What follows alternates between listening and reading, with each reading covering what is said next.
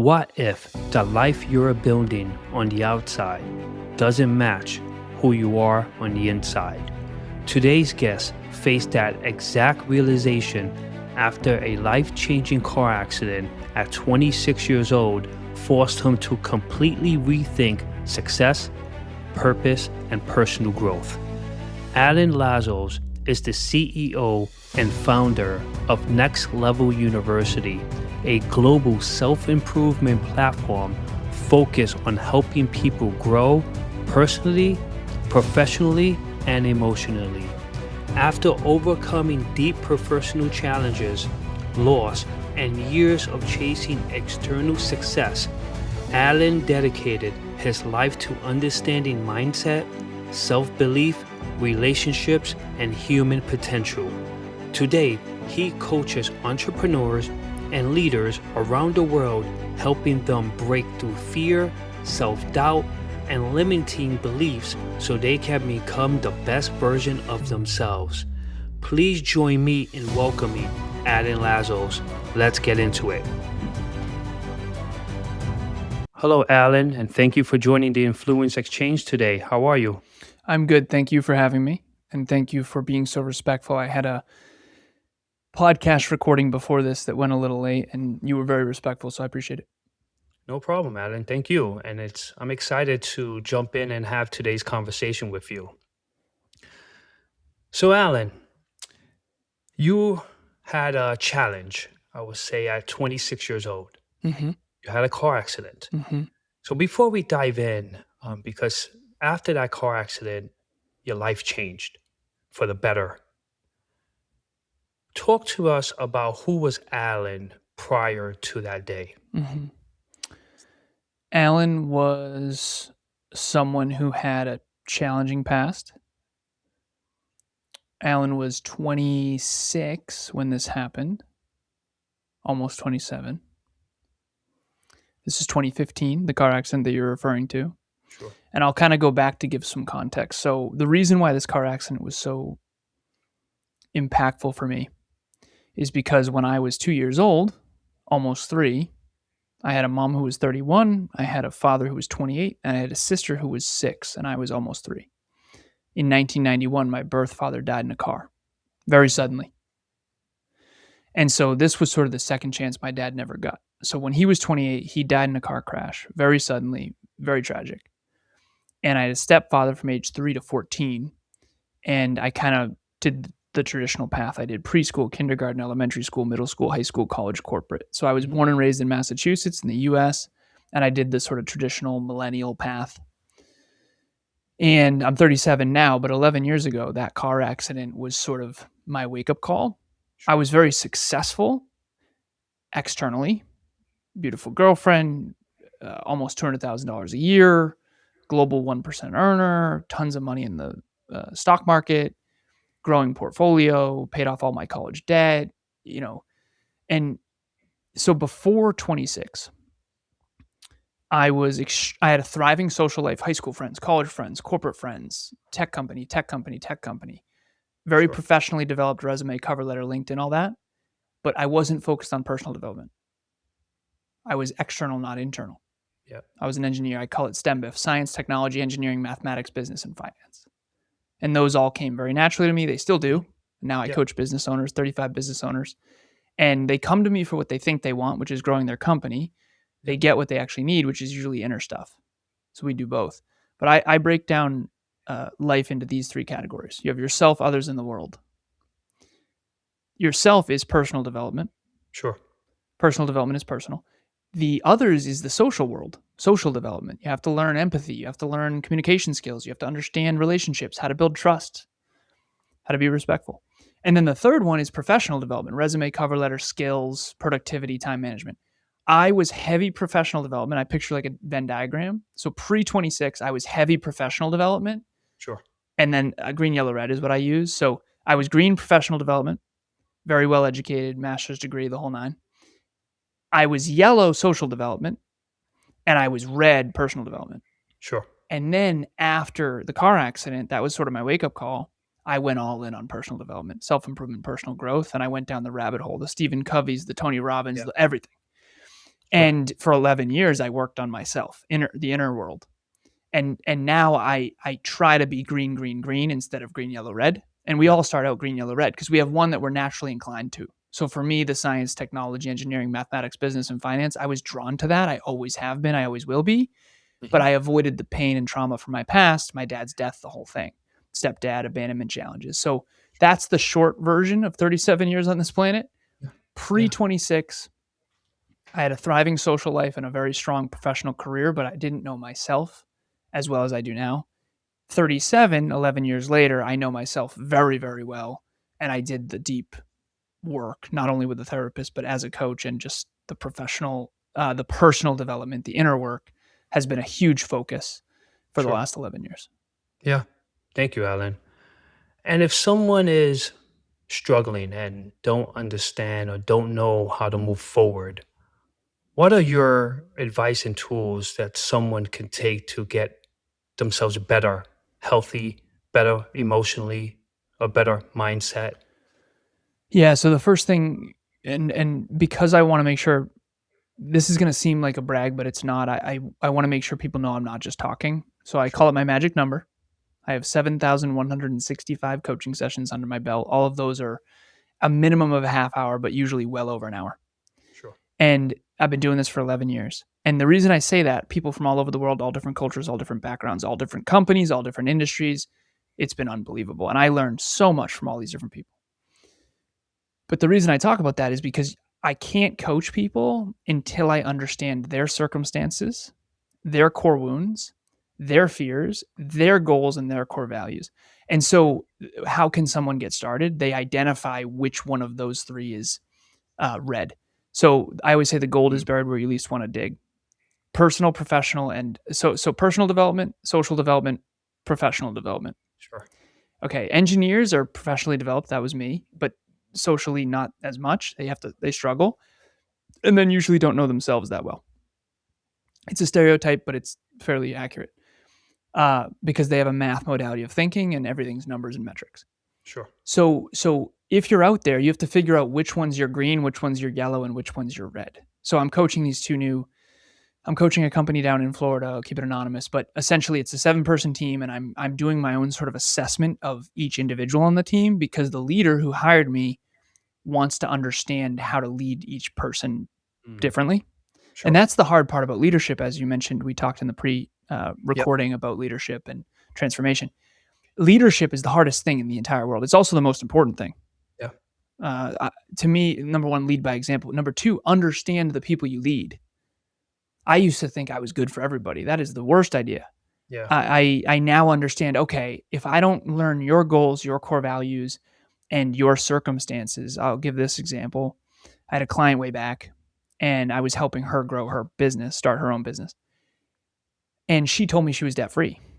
I found out later, years later, after we were done working together, that she had $90,000 of credit card debt. And Mm. I was upset because it was like every piece of advice I gave you was suboptimal. Sure. It Yeah. was not constructive, right? The medicine you Mhm. give one patient will kill another. Right. And that's true for coaching. So the advice we get on the internet is atrocious because it's not customized, Mhm. which is why I love coaching more than podcasting. But I'm also Sure. grateful to be here. Yeah. Because I like one-to-one because it's Yeah. customized.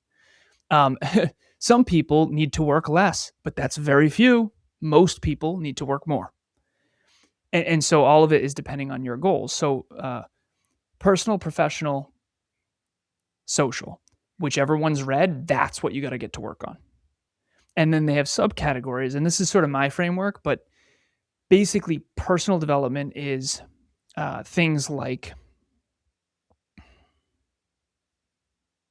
I'll do social first. Social Sure. development is empathy, communication skills, emotional regulation, your ability to build trust, build meaningful relationships. Mhm. That's social development. Professional is goals, metrics, habits, skills, knowledge, expertise. And then personal would be like physical, mental, emotional, and spiritual development. Knowing your self awareness, Sure. self improvement, self belief, self worth, self respect, Mm. building yourself from the inside out. And you need to know which one you suck at, because quite frankly, all of us suck at one of them. Absolutely. All of us Yeah. do. And if you think you don't, you're arrogant, Absolutely. essentially. Yeah. Yeah. Yeah. Great advice, Alan. Thank you for that. So, Alan, what does success mean to you? So it's evolved a lot. Sure. For me, it's fitness, finance, and family now. It used to be health, wealth, and love, Sure. and I've kind of honed, Hmm. and because I'm going to be starting a family, which is exciting. But Congratulations. thank you, thank you. I mean, it's very much in the future, but we Sure. plan things. So yeah, thank you. Of course. But anyways, so fitness is, and they all have subcategories. Again, I'm an Hmm. engineer, so I break everything down. So fitness is sleep, hydration, nutrition, training, mobility, breath work, and supplementation. Finance is how much you earn, how you earn it, meaning are you fulfilled by your work? Is it meaningful work for you? And then where do you invest it? And then Hmm. family is your intimate relationship, your children, your pets, and then your extended family, and then your friends, colleagues, clients, mentors, mentees. So Yes. and they go, to me, success is being extremely fit, Hmm. being extremely wealthy, not just in the number, but in the Sure. how I make my money too, Hmm. right? Meaningful work that's a win-win-win. Win for the world, win for the client, win for me, Yeah. and not a win-win-lose or a lose-lose-win, right? That kind of thing. Because a Yeah. lot of Yeah. companies, it's a win for the client, win for the company, bad for the environment, Yeah. lose for the environment, right? So it's very hard to align a win-win-win-win-win scenario genuinely, because there's usually pros and cons to everything. Of course. So that's a whole thing if we want to talk about it. But then family is, yeah, Emilia and I. So we have a podcast called the Conscious Couples Podcast, and we've been coaching couples for 6 years now, and we have a bunch of clients now. But that's been interesting for me as an engineer because, quite frankly, relationships they never made any sense to me. Hmm. The joke I make is, when you're in high school and a girl says, "Hey, do I look fat in this?" and you say yes Right. at level 6 out of 10, that does not go Sure. well, Yeah. right? Yeah. It's like, Sure. but I That's thought for you wanted sure. the truth, Right. Right. because in an engineer's mind, everything is numbers. So, Right. but yeah, so I had to learn social development, Hmm. and I really had to learn personal development, and the professional development stuff. Again, you can even see it in my tonality. It's like, that's easy. Some people it's not. Some people like struggle with success a ton. They Yeah. don't know how to, build a resume, but um, Hmm. you got to figure out which one is the downside, and then what success means to you. And Sure. usually success, our definition of success is usually what we struggle with most. So for me, I achieved a lot of wealth very young, Hmm. statistically speaking. Sure. And so I didn't value it as much as someone who Right. doesn't feel competent in that regard. But I was also tall and lanky, so I valued Mm. fitness way more than someone who it Sure. came naturally to, right? So usually we value something that is harder for us to get more, and usually we take for granted what comes easy, even though eventually, hopefully, we mature and realize that that's actually your superpower. Right. Right. That's great. And Alan, you are the CEO and founder of Next Level University. Mhm. So, talk to us about what exactly is Next Level University. It's Next Level U, pun intended. Okay. It's a company. It's a podcast. It started out as a podcast, and it was originally called the Hyperconscious Podcast. And I Hmm. had a podcast called Conversations Change Lives. And I was Kevin's first guest, and he was my first guest, and then we teamed Okay. up. We Sure. had the worst titled podcast of all time 9 years ago. It was the Conversations Change Lives meets Hyperconscious Podcast. Oh my. We Yeah. actually called it Yeah. that. Yeah. Yeah. We did that for 20 weeks, and then we changed to the Hyperconscious Podcast. Change the way you think, change the way you act, change the way you live. Hmm. And it was all about self-improvement, personal development, and personal growth. And then we rebranded to Next Level University, probably in like 2020, something Okay. like that. Yep. But what Next Level University is, this is the tagline, and then I'll go deeper. The tagline is 0.1% improvement in your pocket, success and personal development from anywhere on the planet, completely free. Hmm. We have 2,441 episodes Sure. as Wow. of right before this. Sure. 2441. We do one every day. Okay. You brush your teeth every day, you can get better every day. That's our belief. And if you like validation and feeling good about yourself, do not listen to our show. Our show, I think the 21st century is wildly overly validating. Everybody gets a trophy and everybody's special. I don't believe in that shit at all. Yep. Yep. I do think everyone is unique. I do think you have a calling and a mission. I do believe you are capable of amazing things. However, no one is even scratching the surface of their true potential. And saying you are already enough is silly, in my opinion. I'm a striver, not an arriver. And if anyone wants to listen to our show, I want to give this disclaimer. You will not feel good about yourself. It is not an overly validating podcast. However, it is designed to actually make you look at the things, the harsh feedback that will actually get you to be better. And when you do that, you'll gain self-respect and you'll gain actual success in real life, not just on social media. And I think that that's kind of the disclaimer is I used to, try to encourage people to listen and all that stuff. I don't do that anymore. Sure. Because quite frankly, it's not for everyone. And more importantly, I think this has been really depressing for me. I think I've learned over the years that like a very small percentage of the population will actually execute. Yes. I had someone that I cared for deeply who listened to 500 episodes of our show way back, and they tracked how many episodes they listened to. Mm-hmm. This is years ago. And I came to Kevin, my business partner. I said, dude, we suck. Like, we're the worst podcasters ever. I just coached this guy and he's lost. How do you listen to 500 episodes of our show and still be that lost? Right. And Kevin was like, dude, that's his responsibility. And at the time I was like, no, that means we're terrible podcasters. Like, we need to help him get it together. Sure. I now hold sort of a duality between those two. But yeah, I have been really, really sad to see that the majority of people will not put in the work to reach their full potential. That makes me really sad. And I think the harsh truth is you're not going to be successful without hard work. Like, there is no 4-hour work week. That's like horse shit, in my opinion. Exactly. Yeah. Exactly. Yeah. And why do you think people give up so easily? Lack of self-belief. Or my business partner came up with this framework that I think is just unbelievable. If you want to guarantee failure, actual failure, like not healthy, not wealthy, not in love, not fit, no finances, no family, you have to do these 3 things. You have to have the wrong time perspective. The wrong time perspective, meaning you have to think short term. Sure. Think really short term and go only for immediate gratification. If you want to be a massive failure, inversion is important. If you want to understand success, you invert it and try to figure out how to be a failure. So you have to have a short term time perspective. You also have to have the wrong approach. So you have to have the wrong time perspective and the wrong approach, meaning don't strategize ever. Don't think.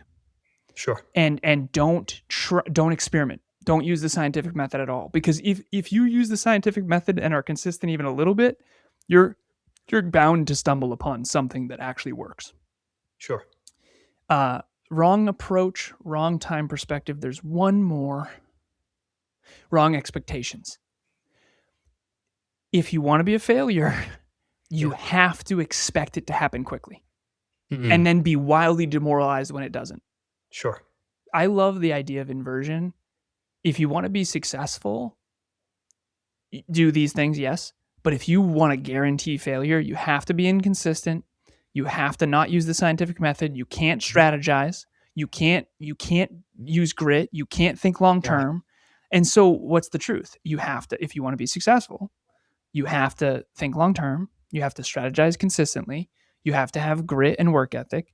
You have to keep trying until it works. You have to have the right approach, the right time perspective, and the right expectations. And if you expect it to happen quick, you are in so much trouble. Yeah. The chances of it happening quick, we produce 86 podcasts at my production company. Of all the podcasters we've met hundreds, if not thousands over the years, the last 9 years, 11 years for me, 9 years for Kev. Sure. The majority of them make no money. The majority of them do not succeed. It's not because they're not amazing. It's because they have the wrong idea of what podcasting is going to be. Sure. They think podcasting is the thing that's going to make them quick money. That is all a giant lie. Yeah. You can make a lot of money with podcasting, But usually those people, we have an example of one of our clients, she was already really successful. Then she started a podcast and she had a top 5 show right away. Sure. But she spent 13 years every single day on Instagram Mhm. building a following, and she was Mm. also doing her clinical practice. So podcasting was an amplifier of what was already there. Yeah.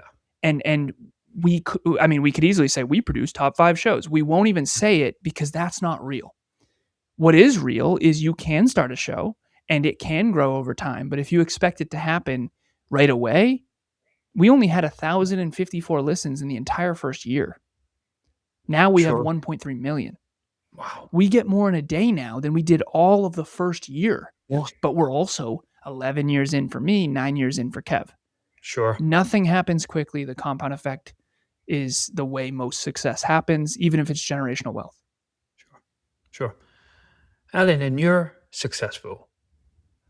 So, what does it take for someone that wants to start fresh to get to that milestone of being successful? Yeah, I think where I would go first is self-belief and how to build it. Mm. So the 3 things that matter the most when it comes to success long term Hmm. is self-belief, self-worth, and who you surround yourself Right. with. And the third one is just because it affects your first 2. So we have 4 quadrants of self-belief and self-worth that we teach we do a group coaching program. We've been doing it for 5 years. Our 23rd group is in 42 days. And groups of 10. Sure. And we teach this. So it's a quadrant. And if you have high self-belief and high self-worth, you're what's known as the guide. These are the Dumbledores and the Gandalfs and the wise mentor in the movies or in literature, right? Yeah. If you have low self-belief and low self-worth, you're what's known as the victim.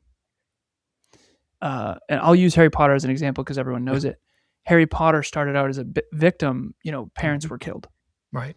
And no self-belief, no self-worth, kind of stuck underneath the stairwell with the Dursleys. And then he got the call to adventure, which is, he's age 11. He goes off to Hogwarts. He starts to build belief, but his self-worth is still low because he was treated like dirt. Sure. So that's the hero. The hero is usually high self-belief, meaning I'll define self-belief it's also known as self-efficacy. It's your belief in your ability to create external outcomes in advance. So if I'm going to lose 10 pounds in 10 weeks, that means I have high self-belief. Right. Okay. Because it's an outcome. It's an output, not an input. Mm-hmm. The input would be exercise daily and track your calories. The output Right. is losing 10 pounds Yes. in exactly 10 weeks, which is a pound a week. Okay. Yeah. We do a 10 pound and 10 week challenge every year. And it's alarming. We had 28 people sign up. Almost no one did it. They did it, but almost no one hit the goal. Oh my. Kevin and I did. I barely did. But I was running the night. I weighed in at 11:30 p.m. the last Okay. day. Yeah. But anyways, it's not easy. The moment you set a goal, this is a side tangent. The moment you set a goal, you immediately feel terrible about yourself. Here's why. Mm. When you keep it all vague, you don't have to feel bad. Sure. But when Yeah. you are timing yourself, when you're measuring, Mm-hmm. you don't measure up. And it feels terrible. Right. So most people keep their goals all vague with no deadlines. I have 42 days left in Q2 with a clear, specific goal. Right. So I am always behind. Yeah. It feels awful. Yeah. Do you want to feel good or get better? If your goal is to feel good, even subconsciously and unconsciously, you're not going to set goals. You're going to avoid them because I set goals for a living. All my 35 clients, we set goals, clear, specific goals, and we measure and benchmark against them. It is, you're off track most of the time. Yeah. And if you're not, you probably set too small of a goal. So it's like, yeah, that's such a weird thing. But anyway, self-belief. Self-belief is built by setting, if you have level 1 self-belief, you set a level 1 goal, and then you hit it, you self-assign it. I did that. And then you set a level 2 goal. Sure. And then you hit that. And then you self-assign that. And then you have level 3 self-belief. And then you set a level 3 goal. And it goes up and up and up. And then eventually you end up, if you do this long enough, you could end up like a Michael Jordan level belief. Yeah. You could. Yeah. That dude had no self-doubt. But he didn't start there, right? He built it over time. And I do think he was obviously genetically gifted too. Okay. So that's self-belief. That's number one. Self-worth is, so self-belief is, I believe in my ability to build the castle. Self-worth is, I deserve to live here. I'm going to honor and protect it. And I'm not going to let my friends come spill beer on the carpets. I'm going to respect it. Sure. I deserve to live here, right? And that one's harder for the hero archetype. The hero archetype is the martyr. They want to save everybody, put everyone on their back. They're the achievers. And eventually you learn over time that that's a terrible idea. Givers need to set limits because takers have none. And essentially what happens is you eventually become the guide when you start to have self-respect and self-worth. Mm-hmm. Self-respect and self-worth are built differently than self-belief. Self-belief is 10 pounds in 10 weeks, baby. All good. I got this. Yeah. Right. Self-worth is when my friends make fun of me for exercising so much. Why do you exercise so much? Yeah. Am I going to shield bump it? Am I going to have the courage to defend myself and say, okay, you're making fun of me for working out. Why don't you work out? You Exactly. lazy B word. Right. Okay. Right. But that's a self-worth thing. And if you're used to being treated like crap because you grew up in a very challenging environment, you might not even notice that you're being made fun of. Okay. And some people have inflated self-worth, by the way. Sure. And that's the villain. So the villain is high self-belief, high self-worth, low self-belief. Yeah. The person I use for this archetype is Cal in Titanic. He, like his dad, he inherited all the wealth. Mm-hmm. He believes Rose is his property. You seen the movie Titanic? Yes, I have. Yeah. I use it because most people know it. Sure. Inflated self-worth would be Malfoy in Harry Potter. Yep. He thinks he's better than other people because he's not a mudblood, right? And and his whole family thinks they're superior, like that, even though they actually don't believe in themselves and they're all status and horse crap. Mm-hmm. And the guide would be Dumbledore. And the problem is a lot of people want to jump right to guide. Right. Like I'm 37, I'm still young, so it's like, I can talk like a guide, but I'm still going, baby. Right. But the point is that we all have victim, villain, hero, and guide, and we all have to sort of, we start out victims, naked, scared, and ignorant. We don't really know what we're doing. And then we have to face our own ego, our villain inside, and then we become our own hero of our own story. And then eventually we become the guide and we bring others with us. Sure. And that's sort of why we love film and literature, because that's the human condition. Yeah. I've forgotten your original question, but hopefully that was helpful. It was, Alan. Thank you. It definitely was. And Alan, what is your motivation today? It's written right here. To reach my own unique potential and help others do the same. I realized something in my 30s, which is the only thing I'm more scared of than reaching my full potential is not reaching it. Because the truth of the matter is courage. A lot of people don't like when I say this because I don't think I was. I like to benchmark against goals. So I don't think I was a coward statistically speaking. I was a huge coward compared to what I need to be to achieve my dreams. Sure. Okay. So we're all fearful of something, but we're not the same thing. So what I've found, and this is an oversimplification, it's a metaphor. We're all in a box, floor, ceiling, walls. The floor is you're afraid of failure. The ceiling is you're afraid of success. Mm-hmm. And the walls is you're afraid of judgment, being different. Sure. Yep. All of us have all of those, but one of them's huge. So for me, the ceiling is the one that's hard. I'm afraid. So the three main fears are fearful of failure because deep down you don't feel like you're good enough. That one I don't have very much, and I trigger people who do.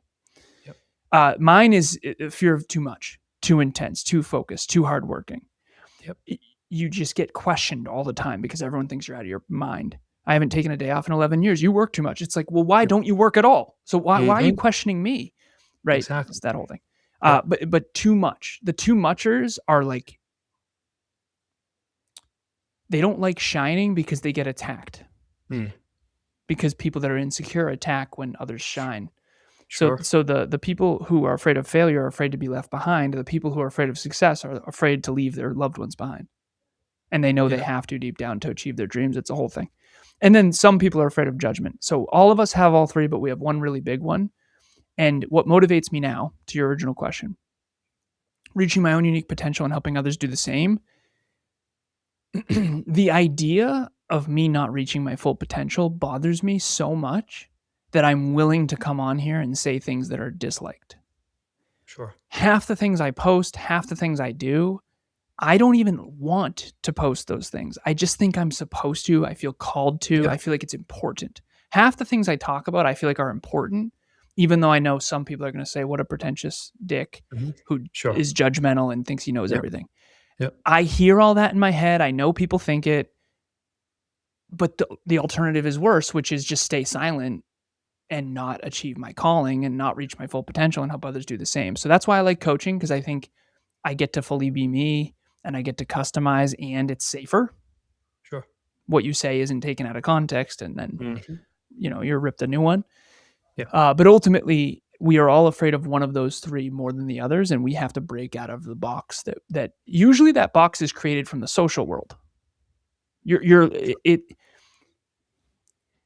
If you're afraid of failure, it's all based on your peer group. It's based on your reference Yeah. group. Right. So this is a good example. If all your friends make six figures, you probably don't like only making 80, but you don't want to make Right. 150 because now you're going to be ostracized, Yeah. right? So we're Right. all in that sort of box.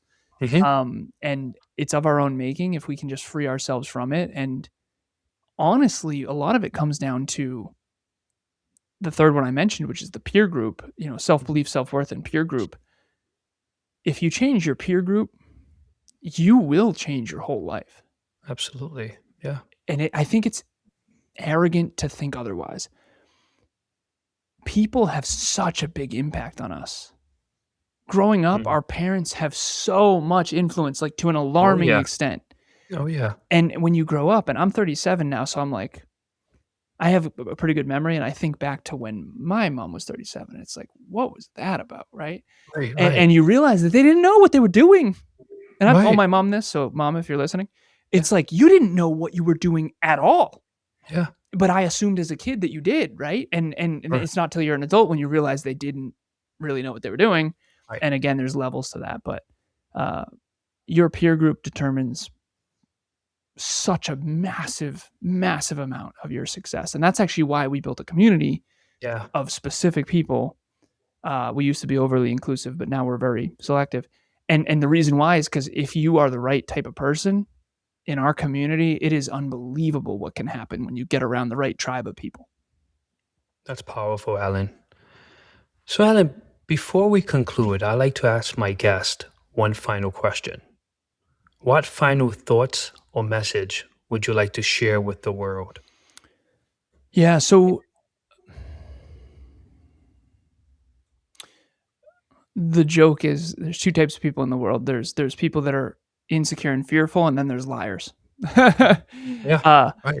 the truth of the matter is, from what I've seen and experienced coaching, is that everyone is held back by fear and insecurity, but it's not fear of the same thing. Sure. Like you got to figure out what it is for you. So for me, it was abandonment. My stepdad, when I was 14, he left, took his entire extended family with him. My mom got in a fight with my aunt Sandy, her sister. We got ostracized from her side, and then we didn't associate with my dad's side that much because we were trying to be the Lazarus's. And Sure. this is a very short form to tell you. And then my sister moved out that year, like hardest year of my life by far. Did Yeah. not know that at the time, and this is only in reflection. Sure. Abandonment issues for sure. So Yeah. socially, I became this fit in, fit in, fit in. Don't lose any more friends and family. Don't lose any more friends and family. Don't lose any more friends and family. And then behind the scenes, I was this aim higher, work harder, uh, get smarter guy. Because when my Sure. stepdad left, we were broke. So I was like an achiever behind the scenes and Hmm. then like an appeaser in public. And my point is that might not be yours. That might not be yours. It probably isn't. That's definitely going to resonate with 3% of the population from my Yeah. perspective. But if you're not in that 3%, then most likely maybe you felt average, maybe you felt ordinary, maybe you didn't feel gifted, maybe you didn't feel like you could succeed, Sure. maybe you fit in easily. I don't fit in easily at all. At a barbecue, no, none of this would Yeah. fly, Yeah. right? But maybe you fit in easily, but you feel average, and it Huge. bothers you that you're not more special or whatever, significant. So everyone is fearful and insecure. That's the last thing I would say. You have to identify what yours is and then face it head on. Acceptance. Yes. Okay, maybe you are average. Accept that. Don't run from it, Mhm. and then work to be better. But it has to be acceptance first. So I think the unwise self-improvement is I don't like myself, so I'm going to try to improve and change. I'm going to change myself. I don't like myself, so I'm going to change myself. That's where it starts. Sure. But that's the less wise approach. The wise approach is self-awareness, self-acceptance, then self-improvement. Mm. Okay, I am kind of an existential, semi-gifted math guru guy who thinks Yeah. in numbers and no one likes, who makes a bad first impression. Okay, I'm aware of that. Okay, self-acceptance is I do trigger people, especially insecure people who don't believe in themselves, and usually they don't like me. Okay, I'm going to accept that I'm not a likable guy. Okay. Now, how do I improve from there? I can try my best to be respectful. I can try my best to communicate effectively. Mhm. I can try my best to at least recognize and notice when I'm triggering someone. But at the end of the day, I got to have courage and say what I am supposed to say. Sure. And so that's a much more mature, Mhm. guide oriented approach to self-improvement, and I feel like that's what I want to end with is self-improvement usually starts with I'm in pain and don't like myself or my circumstance, so I'm going to try to run from that and change myself. When Sure. in reality, you eventually reach a point where you're like, I don't You know if know, I can change who I am. This I is my I essence. This is who I am, and I'm gonna accept that, embrace that, and then be the best version of that. yeah. I love that, Alan. Thank you. Today has been amazing. Thank you for your time. I really appreciate it, and good luck in the future. Thank you for having me. This was a pleasure. Appreciate you, and thank you to Thank you, anyone who Alan. listened. I really appreciate it. Yeah, thank you. Thank you. Take care. You too. Bye-bye. Before I go, I just want to say thank you. Thank you for pressing play. Thank you for listening. Thank you for watching on YouTube. I truly appreciate you taking the time to be here with me. And if you're watching this on YouTube, make sure you hit the subscribe button. And if you're listening on Spotify, Apple Podcasts, or any other platform, follow the podcast so you don't miss out on the next episode. Because we're going to keep having real honest conversations like this. And remember, your influence grows every time you choose courage over comfort. I'm JV. Stay curious, stay consistent, and keep influencing others. If you enjoyed this episode, I had a great conversation with David Nassa, who spent decades building a successful corporate career before unexpectedly losing his job and realizing he was running out of money for retirement. I encourage you to go back and listen to episode 40 of The Influence Exchange, where David shared practical insights on why so many people struggle financially. We discuss building long-term wealth, 401ks, Roth IRAs, index funds, and how your mindset plays a critical role in achieving financial success. Thank you for listening and watching, and I see you in the next episode.